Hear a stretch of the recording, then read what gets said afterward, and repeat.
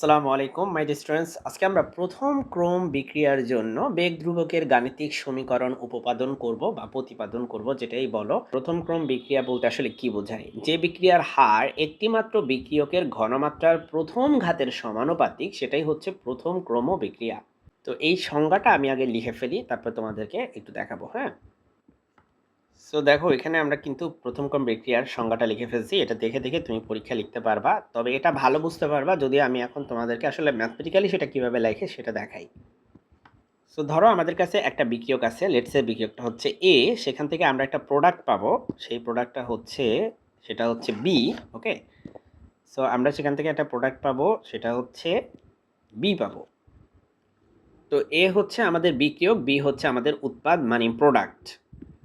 এখন প্রাথমিক অবস্থা বলতে কি বোঝায়? প্রাথমিক অবস্থা মানে যখন সময় হচ্ছে শূন্য, সেক্ষেত্রে প্রাথমিক অবস্থায় কি ঘটে? প্রাথমিক অবস্থায় যখন মানে টি ইকুয়াল টু হচ্ছে 0, তখন আমার বিক্রিয়ক ছিল, লেটস সে আমার বিক্রিয়ক ছিল এ মোল পার লিটার। এ মোল পার লিটার মানে ঘনমাত্রা, বিক্রিয়কের ঘনমাত্রা এ মোল পার লিটার। আর উৎপাতের ঘনমাত্রা সেটা তো অবভিয়াসলি 0, কারণ শুরুতে তো আর উৎপাত তৈরি হয় না, সময় শুরুই হয় না, মানে সময় জাস্ট শুরু হয়েছে, টি ইকুয়াল টু 0, এই সময় তো তুমি কোনো উৎপাত পাবা না। এখন দেখো, একটা নির্দিষ্ট সময় পরে, লেটস সে টি সময় পরে কি অবস্থা হয়? টি সময় পরে ঘনমাত্রা একটা পরিবর্তন আসবে। আমার ঘনমাত্রা আগে ছিল হচ্ছে এ, সেখান থেকে লেটস সে আমার এক্স পরিমাণ আমার হচ্ছে ডিকে করছে। তো এখন আমার ঘনমাত্রা হচ্ছে এ মাইনাস এক্স মোল পার লিটার। আরেকটা হচ্ছে যেহেতু এক্স পরিমাণ এখান থেকে ডিকে করছে, সেই এক্স পরিমাণ এখানে হচ্ছে অ্যাড হবে। সো এক্স মোল পার লিটার, ঠিক আছে? তো আবারও বলি, এখন বিক্রিয়কের ঘনমাত্রা হয়ে গেল এ মাইনাস এক্স, আর উৎপাতের ঘনমাত্রা হয়ে গেল এক্স। তো আমি চাচ্ছি এই মোল পার লিটারগুলো পাশে না লিখতে, কারণ দেখতে একটু কেমন জানি লাগে। তো সেই জন্য আমরা এখানে অ্যাড করবো জিনিসটাকে। দাঁড়াও, তো দেখো এখন কিন্তু একটু দেখতে একটু মনে হচ্ছে মানুষের মতো লাগতেছে চেহারা সুরত, কারণ আমি ঘনমাত্রা মোল পার লিটার এককে যে নিছি এটাকে হচ্ছে এখানে লিখে দিছি। তো এগুলা তোমার পার্সোনাল চয়েস, এগুলো কিছু যায় আসে না তুমি কিভাবে লিখছো। এখন চলো আমরা বিক্রিয়ার হার লিখি। এখন বিক্রিয়ার হার, দেখো এটা একটা প্রথম ক্রম বিক্রিয়া, সো বিক্রিয়ার হার কিসের উপর ডিপেন্ড করবে? আমরা শুরুতেই বলেছি বিক্রিয়ার হার ডিপেন্ড করবে। বিক্রিয়ার হার হচ্ছে, প্রথম কথা হচ্ছে এটা হচ্ছে ডিএক্স বাই ডিটি দিয়ে লিখবো আমরা। আমরা বিক্রিয়ার হারকে আসলে উৎপাদের সাহায্যে লিখতে পছন্দ করি। বিক্রিয়কের সাহায্যে লিখলে সেখানে ক্যালকুলেশনে বেশি ঝামেলা হয়। সো এটা একটা কমন প্র্যাকটিস, সেটা হচ্ছে উৎপাদের সাহায্যে লেখা। তোমরা দেখো উৎপাদ হচ্ছে এখানে আমাদের টি সময় পরে কতটুকু আছে, দেখো তো টি সময় পরে এক্স পরিমাণ আছে, সো এটা হবে ডিএক্স বাই ডিটি। আর যেটা আমরা বলেছিলাম যেটা হচ্ছে কার সমানুপাতিক হবে, সেটা হচ্ছে তোমার যে এই যে এখানে খেয়াল করো, বলছে একটিমাত্র বিক্রিয়কের ঘনমাত্রার, এখানে বিক্রিয়কের ঘনমাত্রা হচ্ছে এ মাইনাস এক্স, টি সময় পরে এ মাইনাস এক্স, সো এ মাইনাস এক্স এর ঘনমাত্রার প্রথম ঘাতের সমানুপাতিক। প্রথম ঘাত মানে কি? প্রথম ঘাত মানে পাওয়ার হচ্ছে এখানে 1, পাওয়ার হবে এটার 1, রাইট? সেটার সমানুপাতিক। এটাই কিন্তু প্রথম ক্রম বিক্রিয়ার বৈশিষ্ট্য, যে বিক্রিয়ার যে হার সেটা হচ্ছে এটা সমানুপাতিক। আচ্ছা, তোমাদেরকে মনে আছে আমি তোমাদের শূন্য ক্রম বিক্রিয়া যখন পড়াইছিলাম, তখন আমরা এখানে কিন্তু একটা শূন্য দিয়েছিলাম। এটাই হচ্ছে ব্যাপার, যে শূন্য ক্রম বিক্রিয়ার ক্ষেত্রে এখানে শূন্য থাকবে, তারপরে যদি তুমি প্রথম ক্রম বিক্রিয়া বলো সেক্ষেত্রে এখানে 1 থাকবে। তো এই যে সমানুপাতিক চিহ্ন, এটা তোলার জন্য আমরা একটা কনস্ট্যান্টকে বিবেচনা করব। লেটস সে সেই কনস্ট্যান্টটা হচ্ছে কে। হ্যাঁ, এটা আমাদের ফেভারিট, এই কনস্ট্যান্টটা বারবার ইউজ করা, কে ইন্টু এ মাইনাস এক্স। তো আমাদেরকে এখানে যেটা চাইছে ওরা, যে বেগ ধ্রুবকের গাণিতিক সমীকরণ বের করো। এই যে বেগ ধ্রুবকের আমি গাণিতিক সমীকরণ বের করব, এই এখানে থাকা কেই হচ্ছে বেগ ধ্রুবক, বুঝতে পারছো? তাহলে এখানে লেখো যে এটা হচ্ছে বেগ ধ্রুবক, তাহলে ব্যাপারটা বুঝো। এই বেগ ধ্রুবকের গাণিতিক সমীকরণ বের করার জন্য তোমাকে কিন্তু ইন্টিগ্রেশন করা লাগবে। তো এখন হচ্ছে আমরা ভ্যারিয়েবল সেপারেশন করব, তার মানে এক্স গুলাকে এক পাশে এবং টি গুলাকে অন্য পাশে নিয়ে যাব। সো আমরা এখানে লিখবো হচ্ছে ডিএক্স, আর এখানে দেখো একটা এক্স আছে, সো এটাকে আমরা এই পাশে নিয়ে আসবো, বাম পাশে নিয়ে আসবো। ভ্যারিয়েবল সেপারেশনে মানিয়ে এটা। আর কে ওই পাশেই রাখো, আর এই যে ডিটি এটা তো একটা ডিফারেন্ট ভ্যারিয়েবল, সো এটাকে আমরা হচ্ছে ডান দিকে সাপ্লাই দিব। ওকে, এবার আমরা দুই পাশে হচ্ছে ইন্টিগ্রাল সাইন ইউজ করব।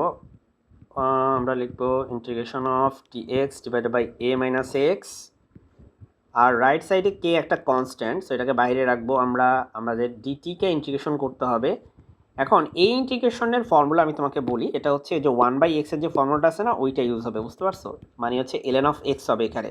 সো আমরা এখানে লিখবো ln of ln of x, এক্সের জায়গায় আছে a minus x, so a minus এক্সকে মনে মনে এক্স ভাবো, ঠিক আছে, a মাইনাস এক্সকে মনে মনে তুমি এক্স ভাবো, নো প্রবলেম।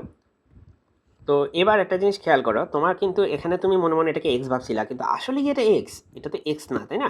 এটা তো a মাইনাস এক্স। সেজন্য তোমার এক্সের সাথে যেই কোএফিসিয়েন্ট আছে বা সহগ আছে, এক্সের সাথে কে আছে এখানে বলো তো দেখি? -1 আছে।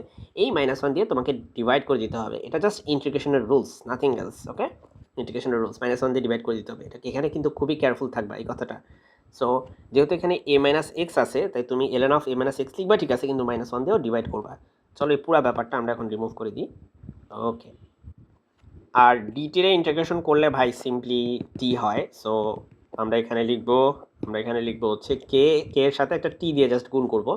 তবে আমরা অনেকে প্লাস সি দিয়ে পরবর্তীতে সি এর মান বের করা, আমরা যেটা করব আমরা সরাসরি করব এটা, এবং কারণ আমরা হচ্ছে কম কষ্ট করতে চাই এবং আমরা স্মার্ট ওয়েতে করতে চাই। সো দেখো তুমি এখানে একটু খেয়াল করো, তোমার যখন সময় যখন তোমার শূন্য, তখন তোমার উৎপাদ হচ্ছে 0। তো খেয়াল করো, সময় যখন তোমার শূন্য তখন তোমার উৎপাদ হচ্ছে 0। সময় যখন তোমার টি, তখন তোমার উৎপাদ হচ্ছে এক্স। সময় যখন তোমার টি, তখন তোমার উৎপাদ হচ্ছে এক্স। এই ব্যাপারটা মাথায় রাখো। আমি তোমাদের যখন শূন্যক্রম বিক্রিয়া নিয়ে পড়াইছিলাম, তখনও কিন্তু এই ব্যাপারটা আমি আলোচনা করছি যে কিভাবে সময় যখন আমাদের শূন্য, তখন আমাদের এক্স এর মান কিন্তু শূন্য, রাইট? সময় যখন শূন্য, আমাদের উৎপাদ তৈরিই হয় নাই। সময় যখন টি, তখন আমাদের উৎপাদ হচ্ছে এক্স। যেহেতু ইন্টিগ্রেশনটা এক্স আর টি এর সাপেক্ষে করতেছে, সো টি এর সাথে তুমি এক্সকে সামহাউ রিলেট করবা, সেটা আমরা করে ফেলছি। এবার চলো আমরা হচ্ছে লিমিটটা বসাবো। সো আমরা লিমিটগুলো এখানে লিখে ফেলি।